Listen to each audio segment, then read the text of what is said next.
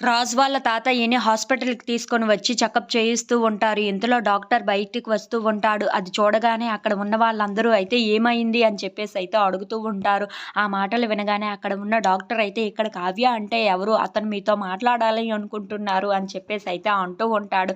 ఆ మాటలు వినగానే అక్కడ ఉన్న కావ్య అయితే నేనే డాక్టర్ అని చెప్పేసి లోపలికి వెళ్తూ ఉంటుంది. ఇంతలో అది చూడగానే అక్కడ ఉన్న రాజు వాళ్ళ తాతయ్య అయితే అమ్మ నాకు ఇక చివరి గడియలు వచ్చేసినట్లు అనిపిస్తున్నాయి.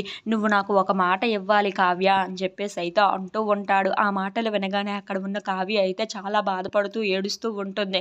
ఇంతలో అక్కడ ఉన్న వాళ్ళ తాతయ్య మాత్రం కావ్య నువ్వు నాకు మాట ఇస్తావు కదూ, ఈ ఇంటిని మొత్తం నువ్వే చక్కదిద్దుకొని నువ్వే చాలా చక్కగా చూసుకోవాలి. నా కుటుంబం ఇప్పటి వరకు ఒక్క కుటుంబంగానే ఉంది. ఇప్పుడు విడిపోతాను అంటే నేను తట్టుకోలేకపోతున్నాను కావ్య. నువ్వే ఎలాగైనా సరే వీళ్ళందరినీ ఒక్కటిగా ఉంచాలి. రాజు నీ మీద ఎంత కోప్పడినా సరే నువ్వు ఓర్పుగా నేర్పుగా ఆ ఇంట్లోనే ఉండి వాళ్ళందరినీ చూసుకోవలసిన బాధ్యత నీదే కావ్య.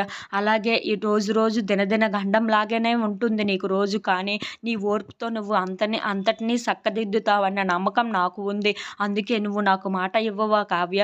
ఈ ఇంటిని మొత్తం ఒకటిగా ఉంచుతానని మాట ఇవ్వు అని చెప్పేసి అయితే అంటూ ఉంటాడు. ఆ మాటలు వినగానే అక్కడ ఉన్న కావ్య అయితే ఒక్కసారిగా షాక్ అయిపోయి వాళ్ళ తాతయ్య వైపు చూస్తూ ఉండిపోతుంది. ఇంతలో అక్కడ ఉన్న వాళ్ళ తాతయ్య మాత్రం రాజుని చక్కగా చూసుకునే బాధ్యత నీదే. వాడికి కోపం ఎక్కువ అంతే కానీ చాలా మంచివాడు అని చెప్పేసి అయితే అంటూ ఉంటాడు. If you like this video please like, share and subscribe.